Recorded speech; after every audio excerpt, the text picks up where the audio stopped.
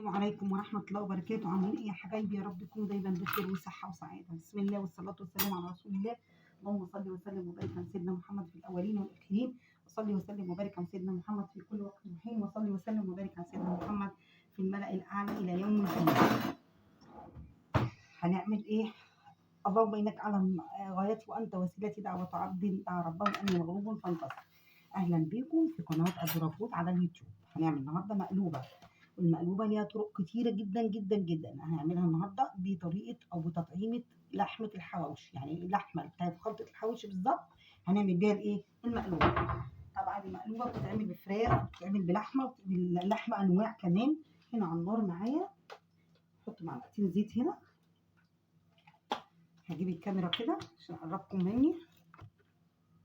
هعملها هنا بطريقة ايه طعم اللحمة بتاعت الحواوشي بالظبط. طب هعمل ايه؟ هنا كده معايا بصل اخضر، هاخد نصه بس كده احطه على معلقتين 3 زيت ذره تشويح بس، هشوحه فقط لا غير، فقط لا غير. وربع معلقه ثوم كده، حاجه بسيطه جدا. الثوم اللي احنا عملناه مع بعض فرزناه مع بعضينا تشويح كده. وهنزل بلحمه الحواوشي او باللحمه اللي بخلطه الحواوشي، اللحمه اللي بخلطه الحواوشي. يبقى حطيت هنا شوحت اللحمه اهو كويس جدا. اللحمه اللي هي تطعيم الحواوشي، او لا كانك هتعملي حواوشي، هشيلها كلها كده هنا كده في الطبق، هديها في الطبق كده، واخلي حاجه جزء بسيط منها او كده زي كده، ماشي؟ بسيط، جزء بسيط منها كده. هنزل بقيه البصل الاخضر عليها، بقيه البصل الاخضر عليها. شوحها تشويح تاني كده. ممكن احط هنا برده معلقه زيت واحده عشان تمشي الدنيا بس اهو كده. يبقى شوحت اللحمه ب3 معالق زيت في ذره، وخليت جزء منها بسيط قوي، يعني قيمه معلقه كده. وشوحت معاها بصل اخضر تاني، البهارات اللي في اللحمه هي البهارات اللي انا هحطها تاني. قلب ناجي ده اختياري، توم باودر، جنزبيل، توم باودر، كزبره شعر صغير قوي، فلفل اسمر، قرفه شعر صغيره جدا، وكمون. كمون وقرفه وفلفل اسمر وكزبره وتوم باودر وجنزبيل وقلب ناجي. هحطهم كده هنا.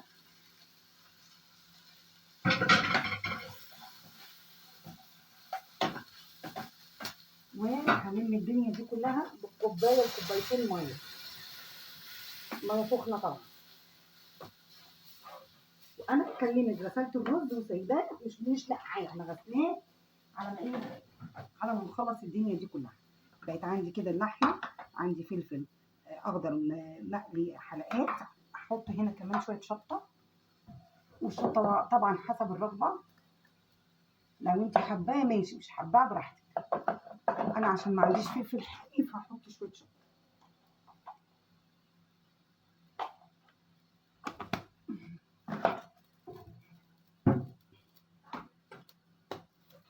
نعمل ايه بقى؟ زي ما قلت لك المقلوبه ليها طرق كتير جدا جدا. طب ليه انا حطيت اللحمه كده وشوحتها وحطيت عليها الميه؟ عشان تاخد نفس التطعيمه دي. اهم حاجه تركه في المقلوبه، اهم تركه في المقلوبه ان طعم الحاجه اللي انت هتحطيها فراخ يبقى الشوربه بتاعت الفراخ هتسقيها، لحمه يبقى الشوربه بتاعت اللحمه هتسقيها، ونفس البهارات اللي انت استعملتيها في اللحمه والفراخ يبقى نفس البهارات بتاعت الشوربه اللي انت هتحطيها فيها. طيب دلوقتي انا عندي حله، شايفين عامله فيها حاطه المعالق 4 معالق فيها كده. انا طبعا عشان حلتي صغيره حتى معالق صغيره، حتى 4 معالق في العرض، 2 بالطول و2 بالعرض في قعر الحله. 4 معالق، 2 بالطول و2 بالعرض في قعر الحله. ليه؟ عشان تعمل لي تقل وما يلزقش اي حاجه في الحله دي كده. اهوت بصل حلقات، ما تحطيش عليه اي منكهات، ويبقى تخين كده زي ما انت شايفه كده. يبقى التخن ده والسمك دوت برده علشان علشان يشيل لي الحاجه في الحله، وما تلزقش اي حاجه في الحله. يبقى حطيت المعالق ويا بصل حلقات تخين، بصل حلقات متقطع تخين، ماشي. بعد كده هرص البتنجان كده شايفين بتنجان كده كل واحده نايمه على التانيه، يعني البتنجانه عامله كده، بتنجان على بعض عامل كده، شايفه نايمين على بعض كده كده اهو. كل بتنجانه نايمه على التانيه، واوسع لها كده وانزلها في قعر الحله عشان تمسك ايه الدنيا اهي. كل بتنجانه رجعت لك بعد ما رصيت الحله بالطريقه دي، حطيت البتنجان كله نايم على بعض، المفروض ما يبقاش فيه فراغ. في هنا فراغ اهوت، هحطه تاني اهوت، احط واحده تاني كده عشان اسد الفراغ دوت. اي فراغ موجود سديه البتنجان كده، ويبقى زي ما قلت لك ايه ساند على بعض، كله ايه ساند على بعض. وحطيت البصل وعليه البتنجان، وما ينفعش تعملي المقلوبه الا في حله بالشكل ده، يعني ما ينفعش تعملي حله من دول، ما ينفعش، لازم بالشكل ده عشان هنقلبها وتتقلب معاكي بسهوله. بعد كده هحط طبقه فلفل، حلقات فلفل رومي قليه عادي جدا، حلقات كده اهو. وبعدين اللحمه بتاعتي الاول، قبل اللحمه هحط طبقه بطاطس قليه، بطاطس حلقات كده، اتخن من الشيبسي شويه، بصي اتخن من الشيبسي شويه، قليها عادي خالص ورا البتنجان عادي خالص، اتخن من ايه من الشيبسي شويه. يبقى هنا عندي ايه، عندي البتنجان عملته داير داير داير كده زي ما انت شايفاه، وعملت الايه، حطيت بتنجان برده في القعر، وبعدين طبقه فلفل، وبعدين طبقه بطاطس، وبعدين طبقه اللحمه بتاعتي اللي بطعم الحواوشي، طبقه اللحمه اللي هي بتاعت الايه الحواوشي، هفردها في الحله كده زي ما انت شايفه كده كده. وبعدين هحط عليها فلفل تاني، فلفل رومي حلقات. وبعدين زي ما قلت لك الرز انا ايه مش نقعاه، بس غسلاه قبل ما اشتغل، هحط عليها الرز كده. عشان كده انا حطيت كل منكهات في الميه، عشان ايه، عشان الرز. شايفه هفرد الرز كده كده. دي كوبايه ونص، وده كيلو بتنجان رومي، ده كيلو بتنجان رومي، ودي كوبايه ونص ايه كوبايه ونص رز. الميه اللي احنا عملناها مع بعض باللحمه المفرومه والبصل والبهارات، بصي منظرها وريحتها جميله، ريحتها جميله جدا جدا. هحطها كده على الرز، وهقفل عليه ايه، هقفل عليه ببتنجان تاني، بصوا من فوق كده هقفل عليه بتنجان كده. طبعا المقلوبه بتتسوى على النار من فوق، بتتسوى ريحتها حلوه قوي يا جماعه، اللهم اني صايمه. بتتسوى على النار فوق كده كده. اول ما تغلي اخليها ايه هاديه جدا، يعني هعلي الاول اهوت، هعلي على النار عادي، واول ما ايه ما الميه تغلي هوطي عليها.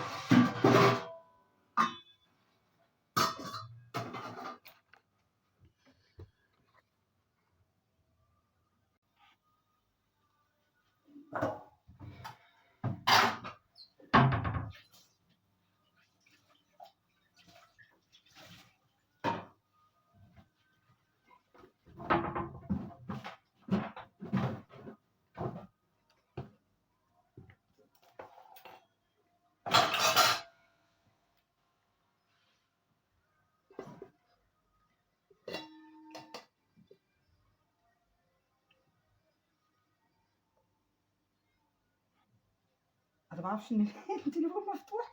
طيب انا كده عليت عليها النار، واول ما اسمعها بتغلي هوطي عليها وايه.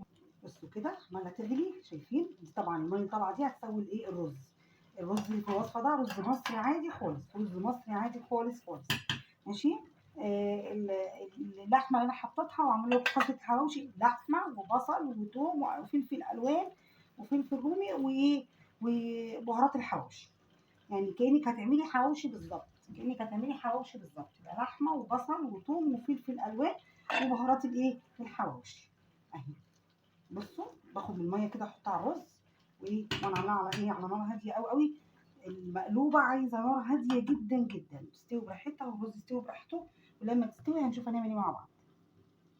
زي ما انتم شايفين كده انا كل شويه بتابعها واشوف وصلت لفين. عايزه اقول لكم ان انا خرجت اعمل شويه حاجات في الصاله، ريحه جميله جدا جدا، قلب ريحه الصاله. طبعا هسيبها كده تاخد تدي مع نفسها لحد ما تستوي.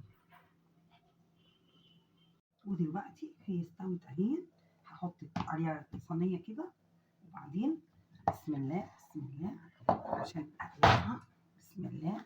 طبعا مش هرفع الحله دلوقتي خالص، على الاقل 10 دقايق عشان تطلع ايه كل ايه الحاجه اللي في الحله تبقى ايه يعني ما شاء الله، يعني ايه على بعضها.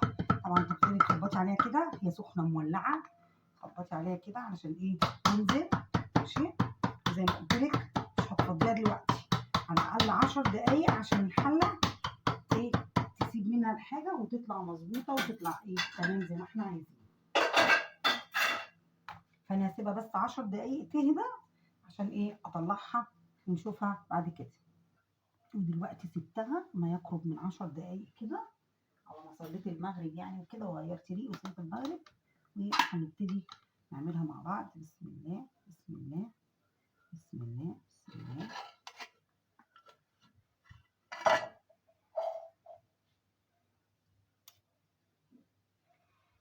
هنشيل بقى المعالق دي كده اللي احنا كنا حاطينها.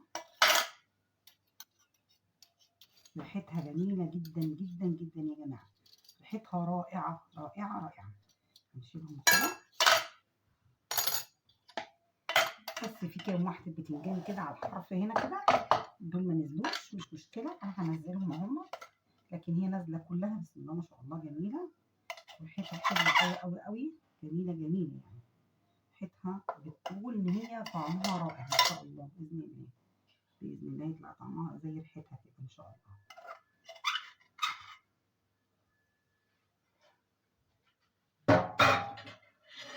ما تخافيش، اعمليها في حله المونيا، ما تخافيش مش هتلزق ولا حاجه، هي ما لزقتش اهو عشان حطينا موضوع المعالق حطيناها.